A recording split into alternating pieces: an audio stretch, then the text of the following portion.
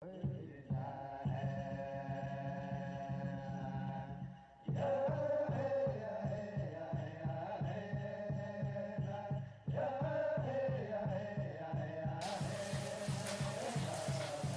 you imagine the impact of having everything taken away from you?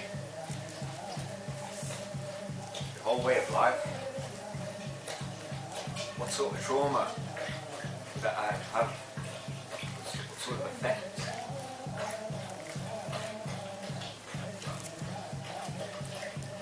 And I questioned myself about this, and I thought, do you think that we could all be suffering from some sort of mass post-traumatic stress disorder? Have you ever considered the symptoms? Well, I discovered that they're actually quite familiar. Paranoia, depression, fear, avoidance.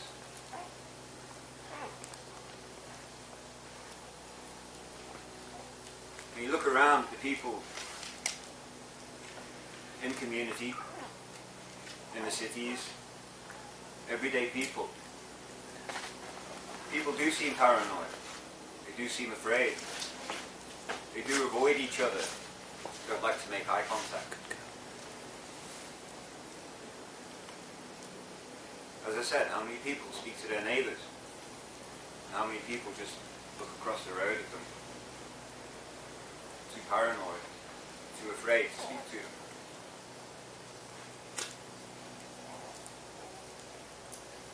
Haven't we also experienced the loss of language, true native language, with the added confusion of legalese?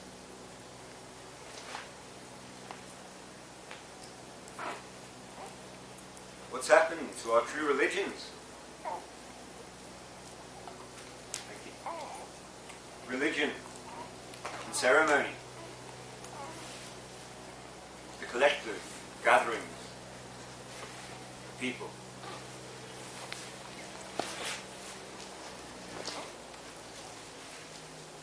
What's happened to our sacred sites? Like Stonehenge, Avery, do not become corporatized. They lost their true meaning.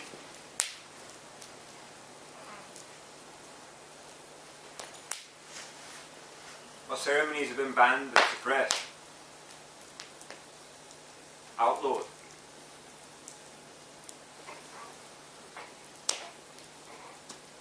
What's happened to history? Who writes history? Whose story is it? When you look at that word, you don't find his story. So what's our true identities? Who were we? More importantly, who are we? What's happened to our communities? Common unity. And I just want you to consider what sort of an impact, what sort of trauma do we face when we see destruction of our environment? Cutting down the rainforests. When all things are connected and one affects the whole. When we see the sea turn black.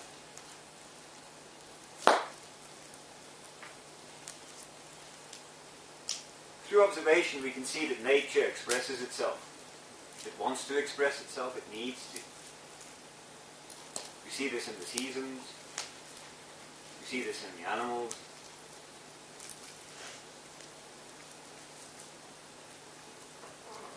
It's said that nature is the intelligence expression of the creator itself. And what happens when we suppress this? And where is nature? Is nature outside? Outside of our homes? Is it something that we watch when we watch programs like the Discovery Channel? Is that nature?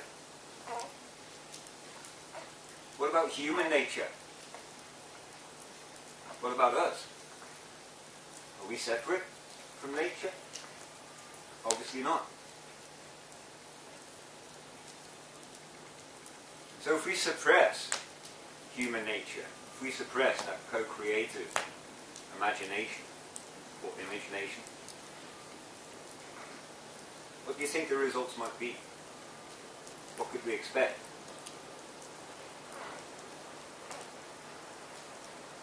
What happens when we suppress creation?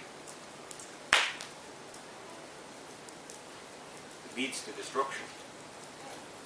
It leads to violent outbursts, frustration.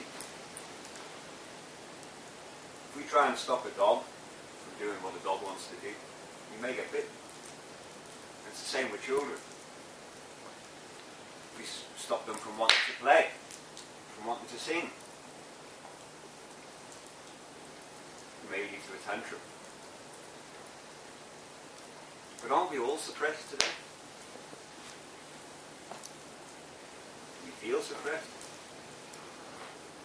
We should do, because our freedoms have been taken away from us.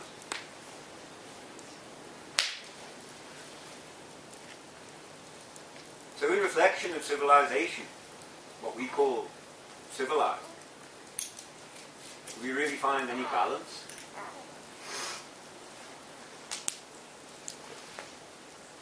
Do we find respect and honour for nature? Look around at the destruction of our environment. Is anyone claiming any responsibility for the mess that we're in? Where are our leaders now? What are they doing? Are they putting their hands up and claiming responsibility, as a true leader should? Making positive steps? Put things right?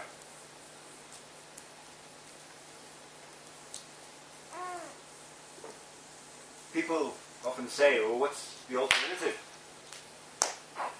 What should they do? What's the alternative? My next question then would be, do you think our ancestors, our warrior ancestors, will be proud of us? What teachings are we leaving behind for our children? Our ancestors have left great teachings for us. But have we forgotten these teachings? Are we handing them over to the next generation? Are we teaching our children to live with respect and honour? Did we inherit the earth?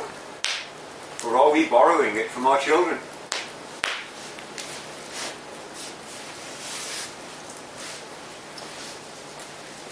The earth, our mother, is it a resource?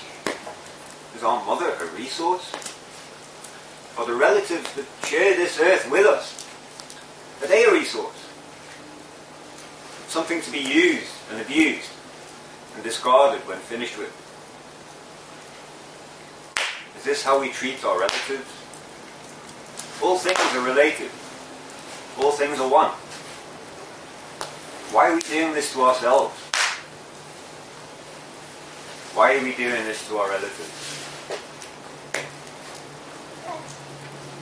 So the village, it's not a place for alternatives. It's a place for the return of the native way of life. Look at the word alternative. When you split it in two, you find alternative. Whose idea was it to alter the natives? Why would they want to alter the natives?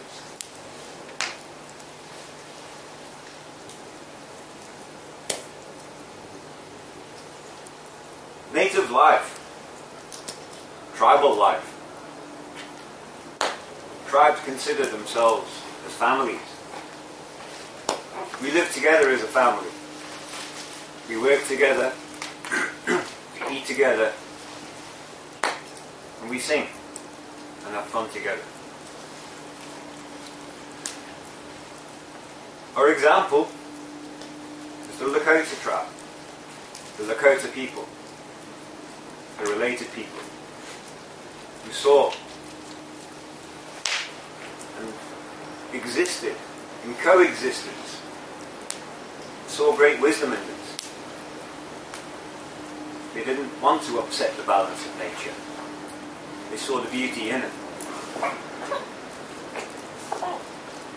They never disrupted the flow of animals. They never pitched camp that would block water holes. They saw wisdom in coexistence, balance. They tried to maintain this.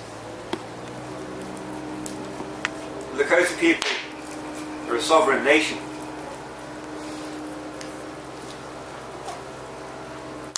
All the treaties were broken that were ever signed between them and the US government. It was the US government that broke these treaties. And about 10 years ago, they declared sovereignty. They took action because they could see the mess the US government was putting them in.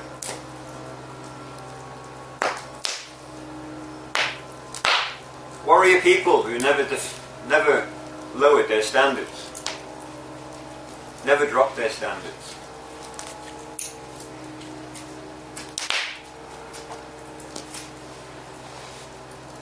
A warrior nation who saw peace, understood peace, and understood where the real battles lie. They understood that the real war was within themselves. And the Black Elk, who described peace, the true peace.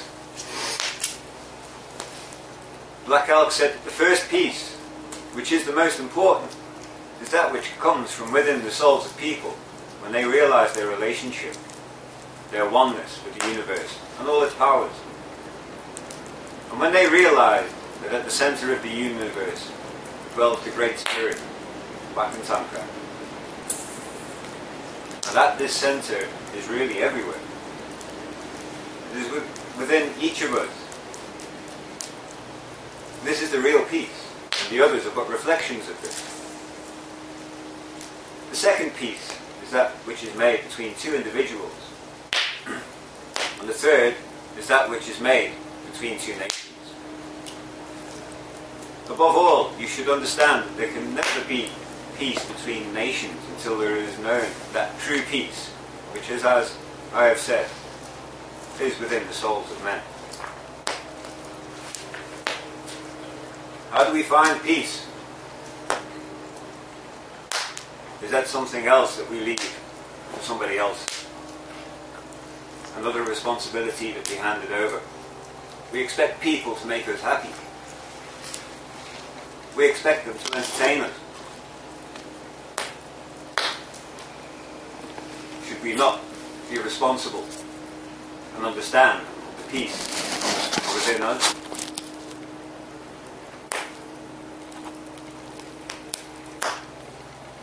He spoke of circles, Black Elk.